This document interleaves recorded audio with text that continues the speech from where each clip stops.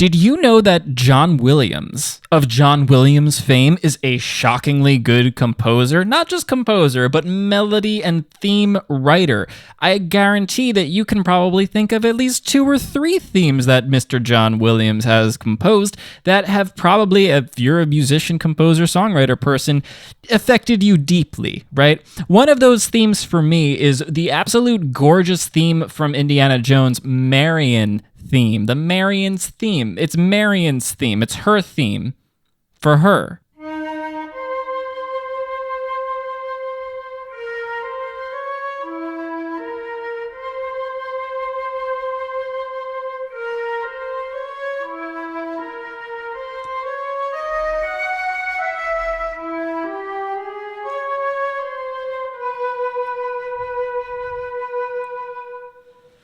Such a good melody. It's so annoying. All right, why is this such a good melody? What is working about this? So the first thing that stands out to me, number 1, are triplets. I love triplets. Triplets sound so good. We're in 4/4 here, right? Mr. 4/4, and we are using these triplets after already having a quarter note and a whole note, so that it's enough to give us the context of 4/4. And then by the time we hit the triplet, it's just like, wait, what? We're in a metrical bliss with all different kinds of pulses happening. It sounds fantastic. So that's number 1. The triplets. I love triplets. That's more of a preferential thing than anything else. I don't know. I feel like most people like triplets. The second thing that really stood out to me is this big jump, this big ol' 6th right in the beginning. It is dramatic. It is romantic as hell. I love it. It's a good time. It's a good time for me. These kinds of dramatic leaps are a great way to infuse a sense of yearning, a sense of longing. We're jumping up into the dreams of ours that we have. Right? Good. Number 1 is good. Use of the 6th here. This big old jump right at the beginning. The triplets. Well, actually, triplets were number 1. But don't worry about that. So the next thing that happens here is we really break the triplet up immediately with these quarter notes. Da, da, da, da. Oh, that F flat. I know.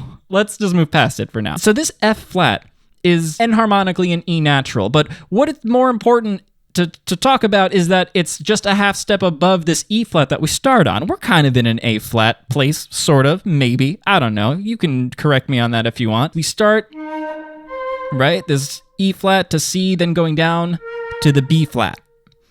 But as soon as we go back up to this D flat, we go down to this F flat or E natural, whatever you want to call it.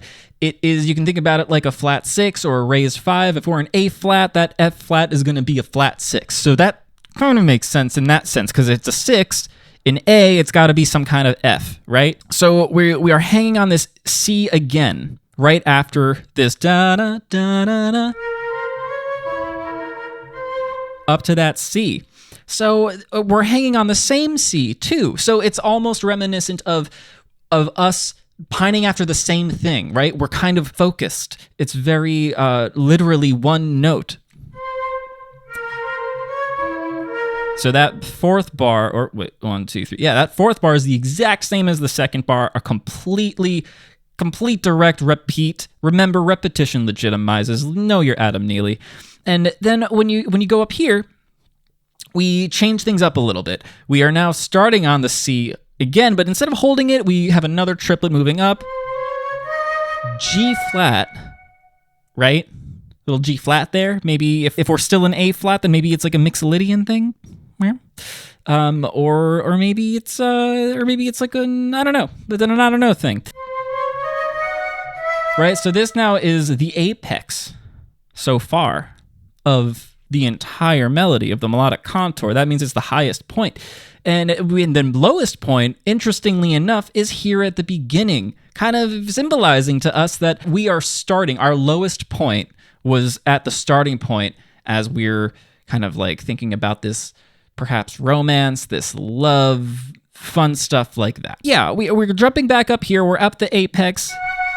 Now we're hitting this F flat, whatever you want to call it, down again. Big old jump down by an octave. Now, there's something else happening here. check this out. Mr. John Williams is taking this triplet and using it as a very strong object in this, to the point where we have it repeated once, repetition legit, and then we have it sequenced up by one step, right? Before then sequencing it down by, what is that? That's going to be like a fifth, right? Yeah. C to F flat. So now here that's interesting. If it's an E natural that we decided on, then it would be going down by a sixth, just like this right here. But the fact that it's that specific interval is significant in this case. So we have that where Nadir now sequencing, again, this is just going up by step. That's why it's a sequence, because we're going up by step, up, well, that's the repeat, so that doesn't count. We're going up by step, right? We're just now one step up.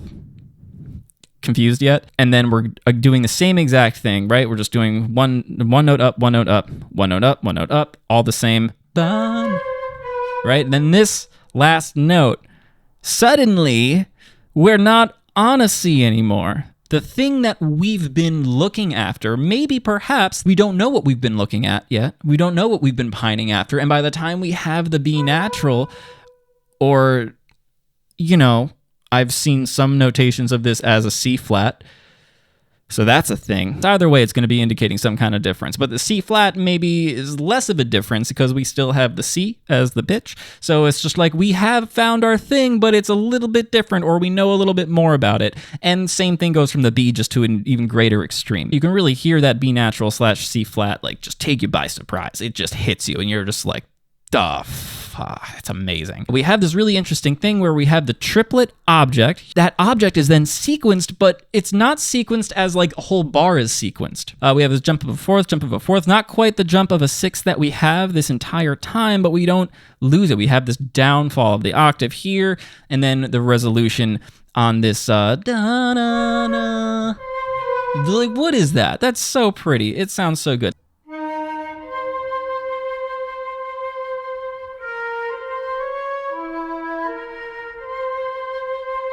No, man, this right here, this creates so much flavor, right? That's maybe the next thing to talk about, actually, is this use of chromaticism. I've been like F naturaling and flatting and E naturaling this entire time, G flatting and B naturaling / C flat. So what does these non-diatonic chords, how does this help, right? Say we're just in an A flat place, because this really feels like, for me, a 5-3 feeling in a major key. And then all of these things feel like changes of the major scale, right? They don't feel like they're diatonic to a scale in and of itself, right? At least not any scale. Maybe it's some fancy jazz scale that are, I don't know, hypo something, whatever, right? But the point being is they don't feel like they're supposed to be part of it. It feels like they're inflections on something else. It's very... it feels like it's supposed to be separate in some way. And so I think that's very interesting. It's a very powerful part of this melody, that these chromatics, these chromatic notes really just change the things that we're affecting. Kind of like the way that if this is supposed to be a love or a romance theme, it's like the way relationships change our lives for the better in often unexpected ways, right? We feel supported, and so the expectation is the scale, perhaps, if we're talking about theme writing now. And these chromatics, these non-diatonic chords, are the changes, right? Are the wonderful unseen changes that are happening based off of this person. You know, I mean, let's not, in Raiders, you know, what was she, like 15 at first? It was kind of messed up, Indy. Not a good look. So yeah, this chromaticism really does quite a huge job. We have this G natural that is, right after we hear the G flat here, we get the G natural back again.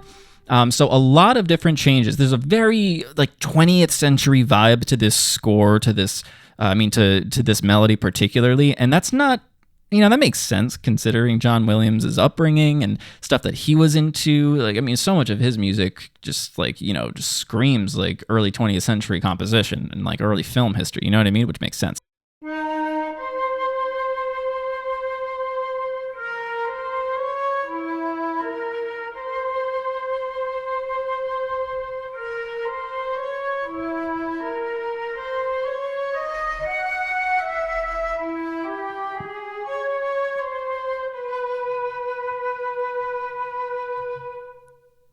You know, this sort of chromatic descent, 'cause we have a D flat to C to a B natural. It kind of reminds me also of the Prelude to the Afternoon of a Faun by Debussy, my main man, the Debussy, not the other thing. So there you go. That is Marion's theme. That's why it sounds so good. That's why John Williams is a freaking genius. If you want to write melodies like this and use the same tools that I'm using, that I'm telling you about in this video, check out my free training, 7 Ways to Write a More Effective Melody. It'll help you make It'll help you make memorable melodies, sometimes even out of other people's memorable melodies. Just go to justwritemusic.com. That's all you have to do. Thanks so much for watching and for hanging out with me today. I'm Avi. Don't forget to be awesome.